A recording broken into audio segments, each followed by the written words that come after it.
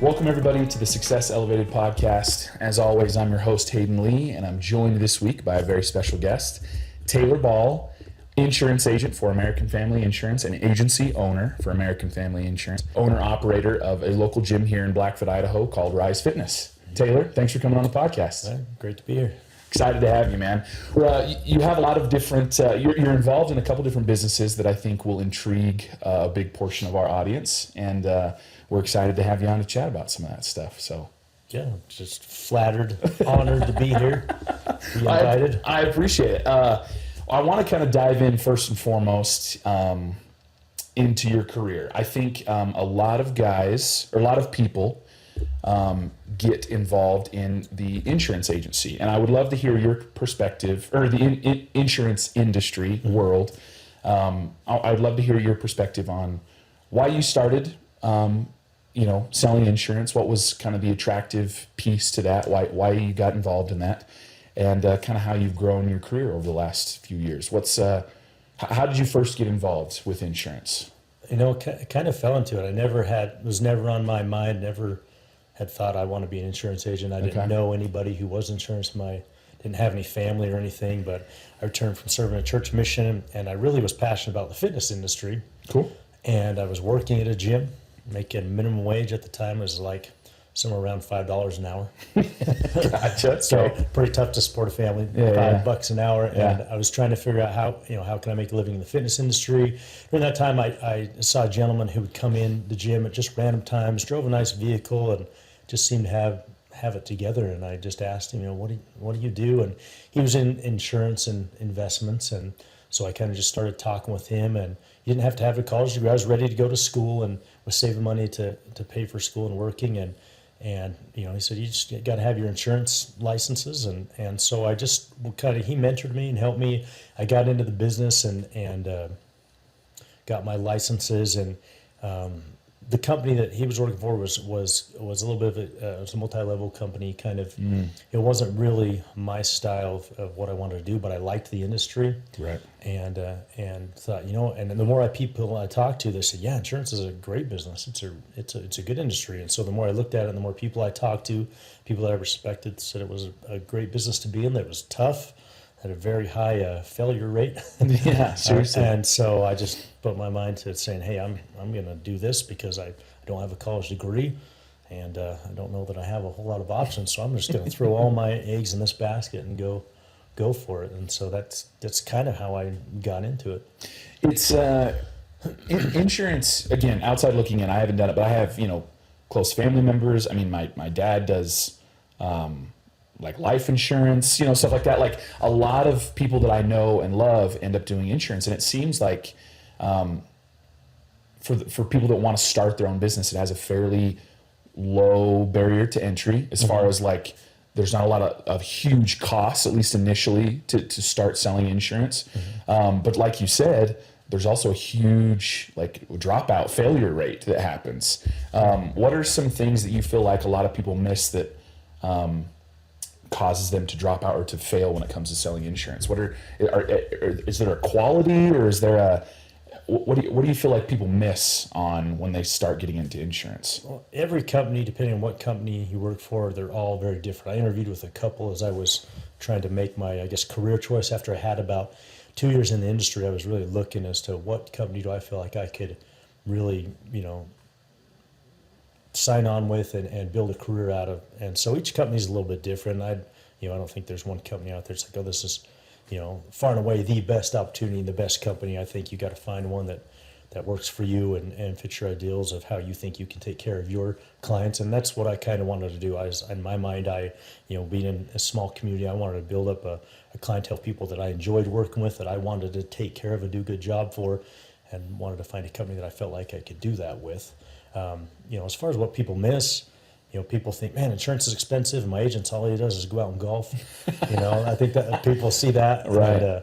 And one of the things that attracted me to it is I wanted flexibility. I mean, I knew that I wanted to have kids, and I wanted to be a part of their lives with coaching if they wanted to do sports, and I didn't want to be a parent that was traveling and missing my kids growing up. And so, while you've really got to put your head down and grind in the first couple of years, and that's what I think it really takes as far as what people are missing is they see maybe agents that have been doing it a while, and they do get to go out and golf, and they do get to attend those things. But for the first couple of years when you're building a business, you've got quotas and you've got to make money, and you don't make much money in the first 5 years. Someone told me when I was getting started, said, look, if you go in insurance, the first 5 years you're going to get paid less than what you're worth. And then from about 5 to 10 years, you'll probably get paid about what you're worth. And if you do a good job, after the 10 years, you'll probably make more than you're worth. And that's kind of held true, I think. I remember that years ago, somebody told me that, and I kind of watched that, and I felt that was true. The first 5 years are rough. Yeah. And that, go ahead. No, that 100%. It seems, again, my friends that seem to get into insurance, like the first few years are always like, are very, very tough. And if they can stick through it, they end up, they can be pretty successful at it, right? And it just seems like those first few years are really, really, it's just a grind. Yeah, I would never go back. This when I started, it was the days before the do not call list. So there'd be days where it was just, I would sit there and you don't have any clients to service. So it's like, okay, you got to find a way to get business. So I'd literally open up the phone book. I would go out and knock on doors, and I think now I was like, oh man, that was terrible. And even my sweet wife who, I always tell this story because she was at home, just had our son, he's, I don't know, 1 year old, I think. And she's stressing, like, because I'm telling her I gotta write this many policies, I gotta make these goals. So she's at home stressing, and so she's opened up the phone book from our home phone, calling people and say, hey, my husband's an insurance agent, can he give you a quote? So I mean, she was all in, and I was all in, and working 6 days a week and whatever, and it was definitely a grind. So what's different now? You talked about there's kind of steps in the years. It's really tough at first, and then eventually you get to a point where you can have a comfortable living, right? Like, what's been the difference in your mind between being just an agent that works for somebody else to now? I mean, you own your own agency. What's been the biggest difference that you've seen? Because you still have to go out and write policies, but now you're also like managing employees, right? Like, what's been, I guess, the biggest difference or the biggest challenge that you've had to face now that you're not just fully sales? Well, you get to a point where you just can't do it on your own. So you got to have a team, and any business is only as good as the team you have. And I'm fortunate to have a really good team. I have an employee that's, her name is Rocio. She's been with me for, I think, about 18, going on 19 years now. Wow. And she's just phenomenal, bilingual, just an amazing person. And so she's been a key part in my journey as an agent. She's been there. We've watched each other's kids grow up and everything. So she's been my core of my team. And then I've got, some other team members, and I've had some great ones over the past. I've been pretty fortunate. I haven't had very, very few that I thought, boy, that was not a good hire on my part. Yeah. And it's not for everybody. Right. But I've had a really good team. So the team's probably been the biggest thing. And, you get to that point where you're big enough to where you have, when people sign up for insurance and they sign up for you as the agent and your company, I mean, you're committing to take care of them. And so you do a good enough job taking care of them. And a lot of times they'll stick around, and that's how you just build the business, and they, continue to pay their insurance. That renewals funds the business. So that is, I mean, you hit at something there that I didn't even think to even ask you about, but that's incredible. You've had an employee that you've been with for 18 years. I mean, a lot of our audience are, they have a hard time holding on to employees, just especially the cleaning and restoration industry. There's just huge turnover rates. Like, they're hiring all the time, it seems like.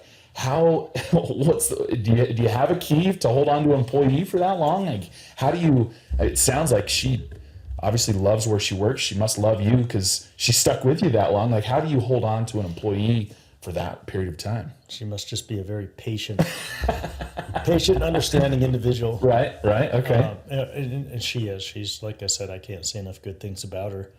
I've tried to harness a real team atmosphere, and like, we have goals and there's bonus opportunities and things like that. So anytime there's bonus and incentive things out there that the company I work for has, I try to include my team, and I make my goals their goals, and we review them, very regularly. And like I said, we really try and work as a team and not just like agent staff situation, That's awesome. Yeah, I think getting that getting that buy-in from your employees, I think is hugely important. I think something that a lot of people miss. Without jumping too far ahead, I want to talk a little bit about this other big portion of your life, which, like you mentioned, is fitness. And you've been able to eventually grow that into now you and your wife own a gym together. How did that get started? Because it hasn't always been Rise Fitness at the location that you guys are at. So how did you guys first get involved in the fitness industry? And then how did you eventually become, owners of a gym? How did that all start? So I was always interested and passionate about fitness. So I think it came from just an interest in sports and doing some weight training. And I always joke that started with Rocky IV, with the scene of Sylvester Stallone and the workout scene. I have a Drago trainer for that. And I just remember my brothers and I watching that, and we just instantly wanted to train.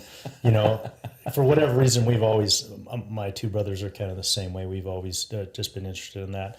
And so that was always something that I wanted to do. And of course, they always tell you, if you find something you love and you can make money on it, that's kind of the dream, right?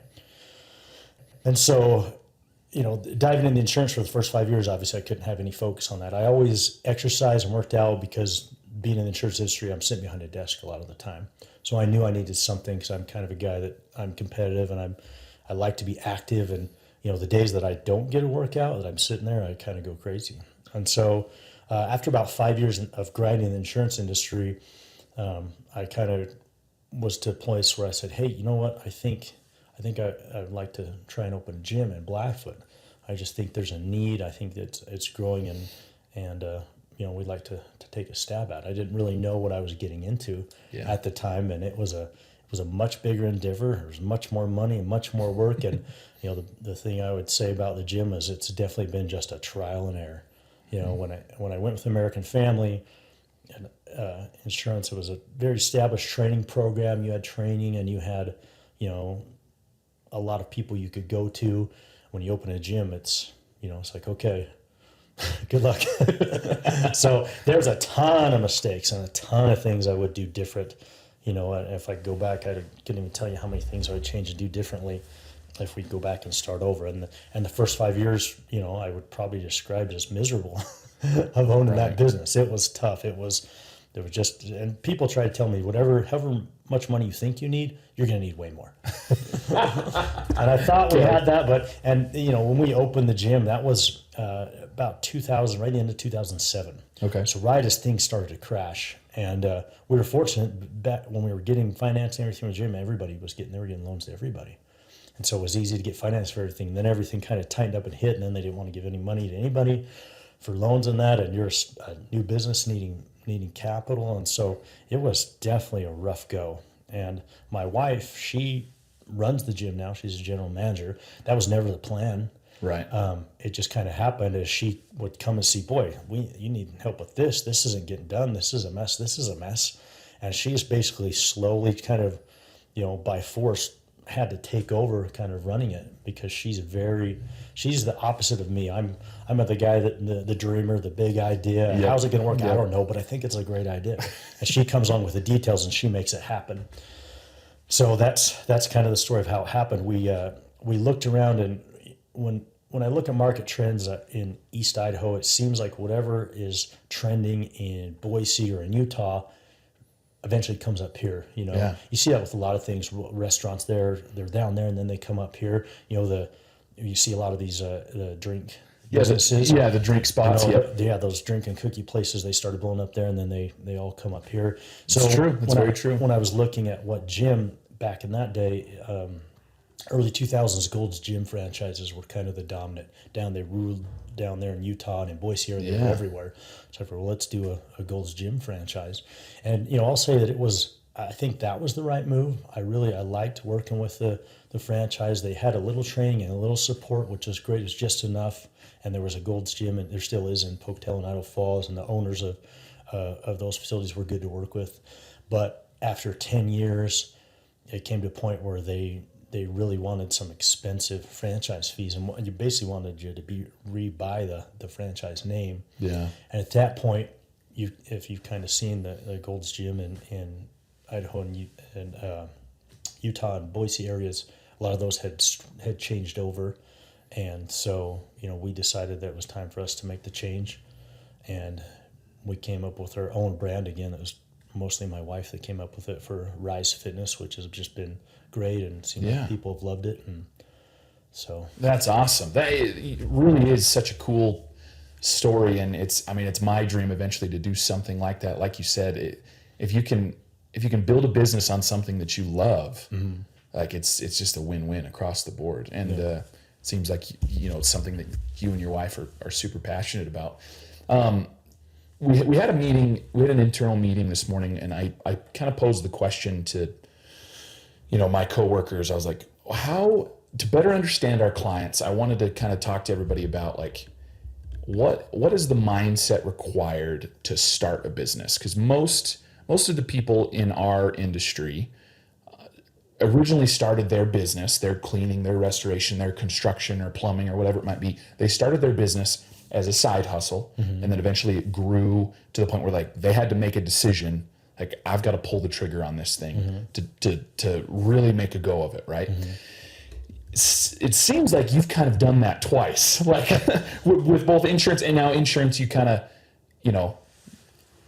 it's not like the previous job you were making a bunch of money, you were rich and all this stuff, right? Like it was kind of a no-brainer to kind of dive into the insurance industry, but you still had to make this huge leap, and you knew it's going to be tough for the next few years because it's based solely on sales and commission, and I'm not getting paid hourly to go knock doors or make phone calls. Yeah. And then you had to do it again with the gym. So like, you don't have to take too much time on this, but I wanted to get into the psychology of what it's like to start a business. Did you ever get to a point where it's like, we've got to make this leap? And I guess, how did you make the leap? Was there a moment? Was there a specific memory that you have, I guess, of making the leap to like, okay, we're going to start this business. I'm going to go all in. The insurance didn't feel like it was a leap. It just feel like that was that's what I'm going to do. Obvious choice. And I just feel like I've got to make this work. And my mentality to make that work is I'm going to do whatever it takes. I can't fail. Because when I started, American Family had just come into Idaho. And so, the name wasn't big. They've been around a long time. They're a big company, but they just came into Idaho, and I was hired with, at the time, I think there was 6 other agents that I hired just in the East Idaho area. And we knew some of us were going to make it. And now I think there's, of the people I started with, 1 that's still left over. And the others have gone and done other things, and they've been successful. I keep track of them, and they're great people. But it is, for me, they had other options. Some had degrees and experience, and I had none. I was young, and I was just, in my mind, I was going to do whatever it took. So that was the mentality on that one. With the gym, it was more like, this is just something I love, and I want to do this. I've got my job that I still got to make money, so I got to do this on the side. So again, it took the sacrifices I have to put in nights and weekends to make this one work. But I love it, and I'm very excited about it. It wasn't out of the necessity. But the other thing I'd say is starting a business is people I've seen that fell in business weren't willing to sacrifice. We literally, on the gym, I'll just say we lost money every month for 5 years. We didn't make it. We were losing money. How we made it, other than, refinancing the house, maxing out every credit card. It was a mess. Yeah. But I was determined that I love it, and I think it's a great idea, and I think it's going to work. We've just got to put our heads down and keep grinding. And so many times, my wife, I would have the conversation, we joke about it now, like, this is never going to work. We're never going to make money. We should just cut our losses. And we came very close to doing that several times, and so glad we didn't at this point, but it was rough. So just the determination to do whatever it takes and willing to make the sacrifices necessary. It's a lot of sacrifice. Oh, yeah, man. That's really, really cool. And I think you hit it right on the head. And yeah, it's interesting seeing the difference between the two. Like the insurance, the mentality was, this has to work. I have to make this work.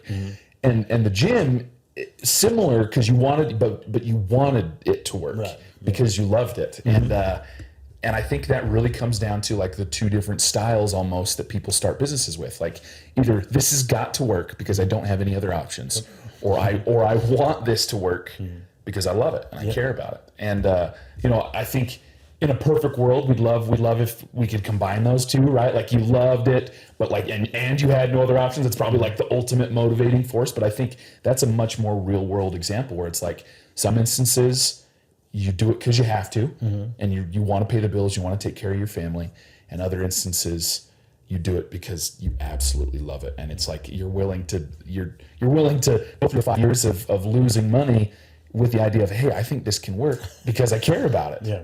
It's really, really cool.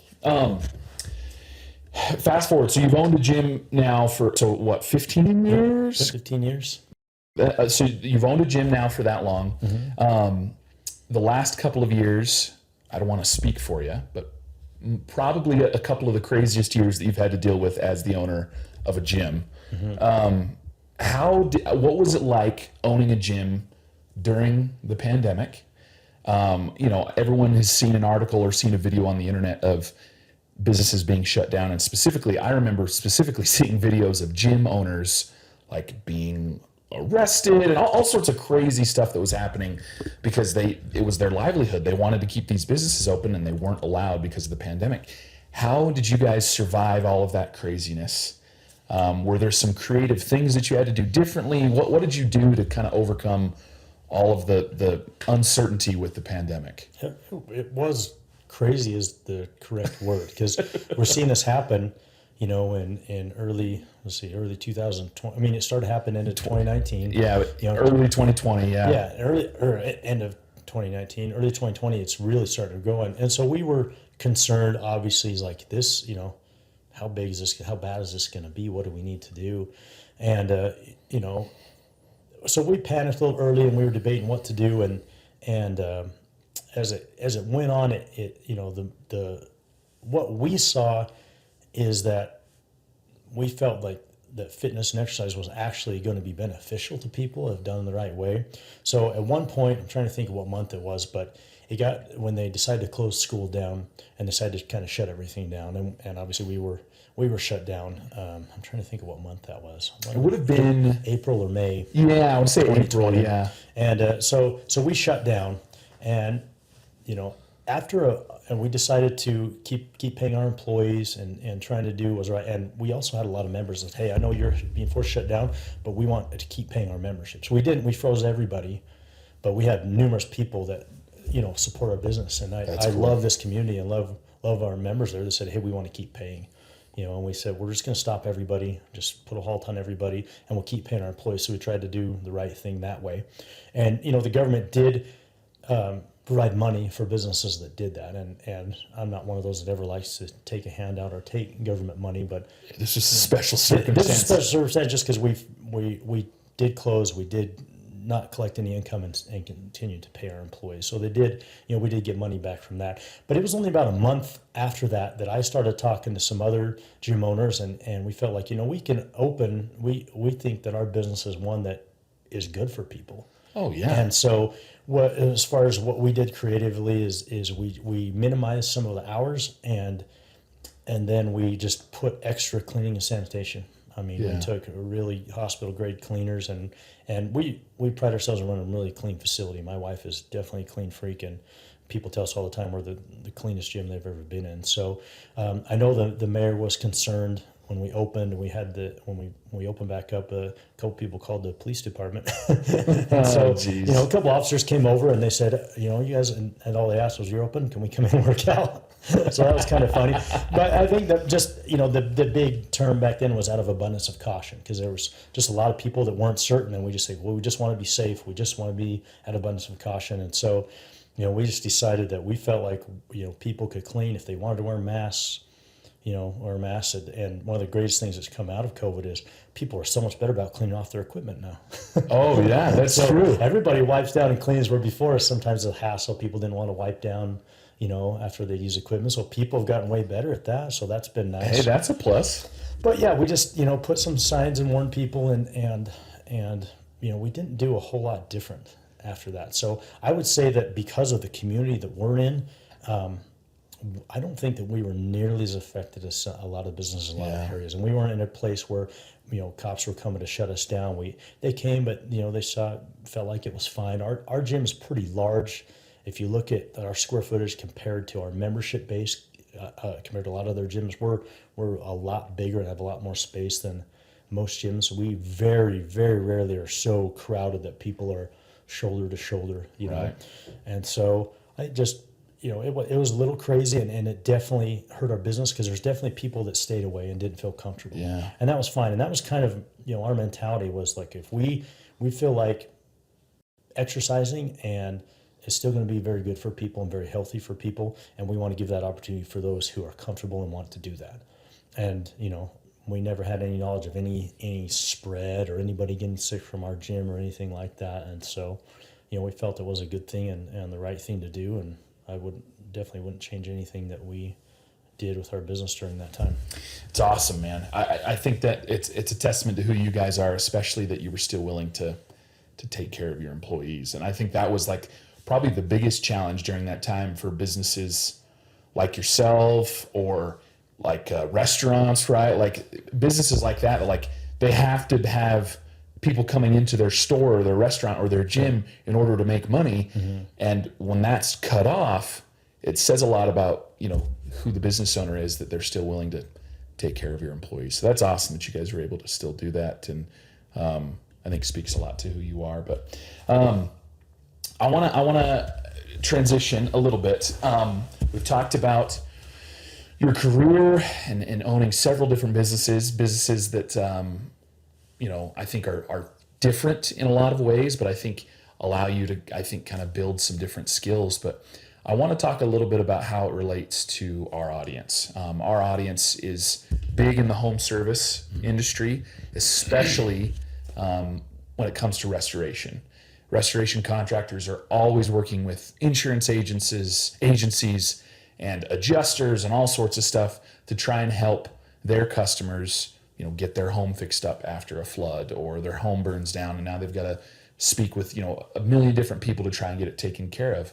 What are some things, you know, we talked a little bit before we started recording, but what are some things that you feel like restoration owners miss when it comes to the insurance side of their business? I think a lot of restoration owners feel like they're sometimes at odds with insurance, maybe more so with adjusters than agents. But what are some things that you feel like restoration owners miss that you think they could maybe work on to help have better relationships with like insurance agencies?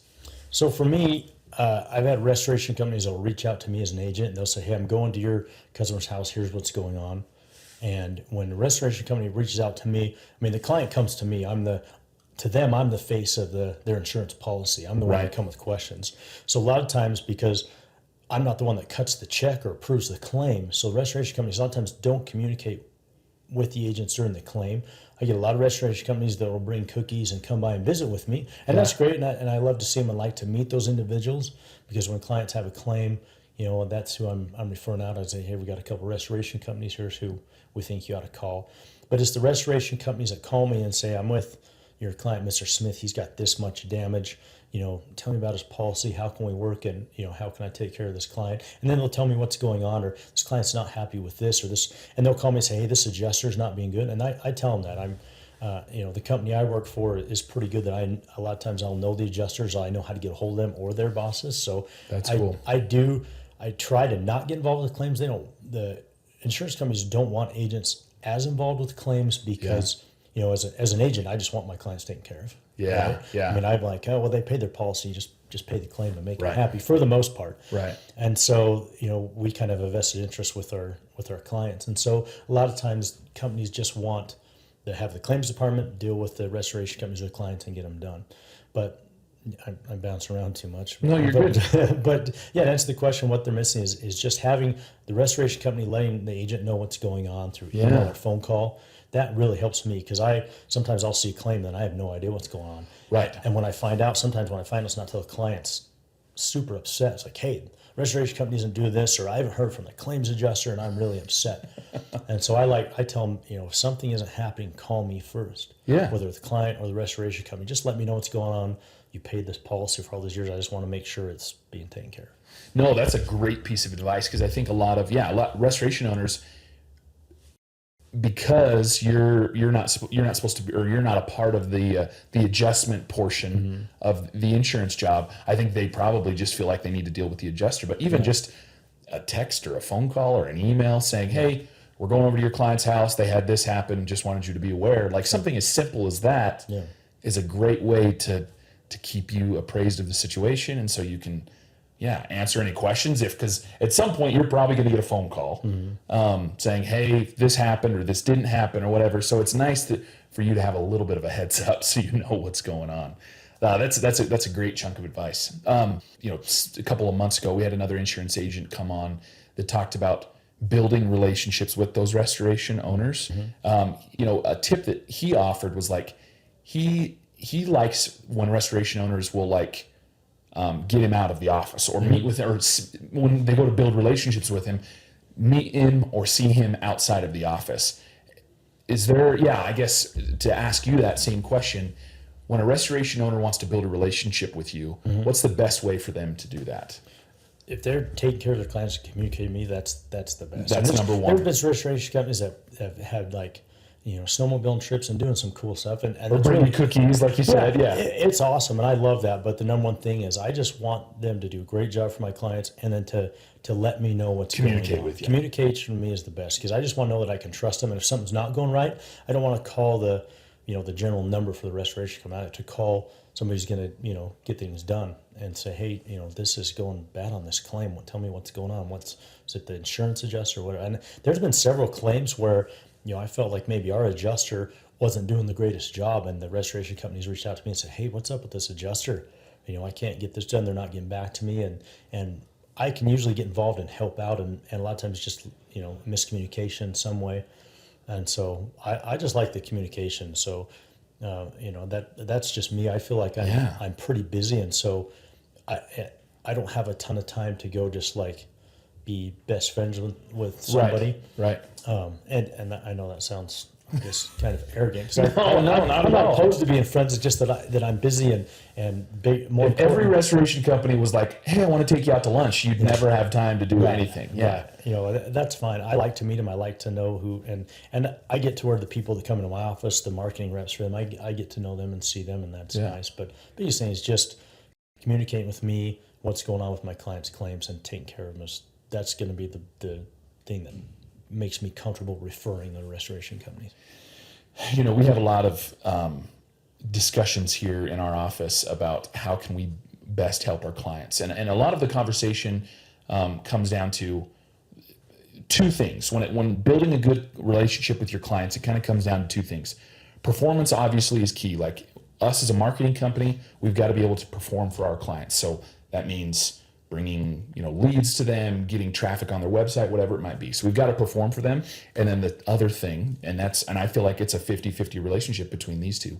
The other thing is communication. Like communication solves so many problems if you can just communicate with your client and say, "Hey, we've got this going on. This is what we're working on. This is what we're doing." And it goes without saying, but like if restoration companies will just do the same with you, like that's going to build a much better relationship in the long term. If they just say, "Hey, we're going to see your customer today," or they called us and they've got questions about a flooded basement, so we're going to go take care of it for them. Like they just communicate those things to you. It's really going to get rid of so much headache. And in the long run, you're going to be more willing to send them more referrals because you're like, "Hey, I know these guys are going to talk to me. They're going to get the job done. And so I'm going to send them more business." And ultimately, like our clients, Spot On Solutions clients, like they just want their phone to ring. And, we can help them through the digital space. But the other part of that is like getting referrals from referral parties. And the way they're going to do that is by communicating and building those relationships. So that's some great insight, man, because you're 100% right. Like, and I mean, and we live in Southeast Idaho, which is a fairly rural community, but like, if an insurance agent that lived in like Salt Lake City or a larger city was like, if every restoration owner tried to bring me a plate of cookies or take me out to lunch or take me on a snowmobile trip, like I'd never be home. So like, like more importantly than anything else is just communicating about my clients. It's really, really important. Taylor, thank you so much for coming on and providing the insights, a little bit into your career, but also into how our audience can grow their business a little bit and help work better with insurance agents. And I just really, really appreciate you coming on. I want to close with the same questions we ask every guest on the podcast. We call them rapid fire, but you don't have to. It's not like you got to give me a 10-second answer on every one. Sure. We're going to ask the same 3 questions. So first and foremost, favorite book or podcast that you're listening to or reading right now? The one I probably so many people default to is I do listen to Joe Rogan. A lot of his are good. Some of the topics, some of the guests I'm not as interested in, but there's some that's really good, and I just love his critical thinking and the way he questions and pushes back. Some of the guests I love. And then the other one that I had to look up was I forgot the name. As I just started listening to off and on is Tim Ferriss. Oh yeah, okay. So Tim Ferriss I really like, and then there's a number I bounce around. There's some of the conservative, political stuff I listen to a little bit. Religious stuff I listen to a little bit. Tim Ferriss is I've heard multiple people recommend. Yeah, super smart guy. A lot of his just go over my head. I'm not smart enough for I guess a lot of his guests. Yeah. No, that's awesome. That's a great recommendation. Yeah. Second question. I know you wear a lot of hats as an owner of multiple businesses. How do you relax at the end of a long day? I'm one of those that when I get home, I just like to be with my family and my wife. With this fall's been so beautiful, my wife and I will take our dog and we'll go for a walk. That's been actually really nice. I was kind of reluctant. My wife usually loves to just go walk around the Greenbelt. Yeah. Here in Blackfoot, it's got a really nice place to walk, and that's been the nicest thing when the weather's nice. And even when it's not, we're gonna still bundle up and go. So that, and then just being at home with my kids and spending that time trying to keep them off their phones and talk to them. That's really how I prefer to unwind. When I have downtime, that's where I'd like to be. That's great. Final question. This one, I probably should have given it to you a little bit earlier, but we're going to put you on the hot seat. We're going to off the top rope here. If you could rewind to the beginning of your career with insurance, or the beginning of your career owning a gym, what's one thing that you would tell yourself? I would tell myself, just keep going. Because there was times like, is this going to work? There's so many sleepless nights and stressful times. It's like, how am I going to support a family? Is this ever going to work out? Is this, there was definitely some difficult times early on. So the only advice I would give is just put your head down, keep working and doing the right things for the right reason, and it will work out. Oh, that's great. Perseverance, man. So many of the people that we've had come on the podcast are like, hey, it's all going to work out. And it's funny to hear him say that, because I think, we get caught up in the moment, and I think we get frustrated, we get depressed, or we get down on ourselves. And I think especially with business owners, you have so much riding on this being successful. And I think just having that voice in your head that tells you to keep going is huge, man. Yeah. It's really, really important. So also buy stock in Tesla. And Apple, Google, do all of that, and go back and do that. Then there'd be no worries about money, right? Yeah. I love it. Taylor, thanks so much for coming on the podcast. Really, really appreciate it. I think your insights are really going to help benefit a lot of our listeners, and I hope to have you on again maybe sometime in the future. That sounds great. I appreciate it. Thanks, Taylor. This has been Success Elevated, making you a little bit better one show at a time. Thanks for joining us. Please subscribe on YouTube or any other major podcast platform to listen to more episodes. We are proudly brought to you by Spot On Solutions. If you'd like to learn more about how we can help you grow your business, please check us out at spotonsolutions.com.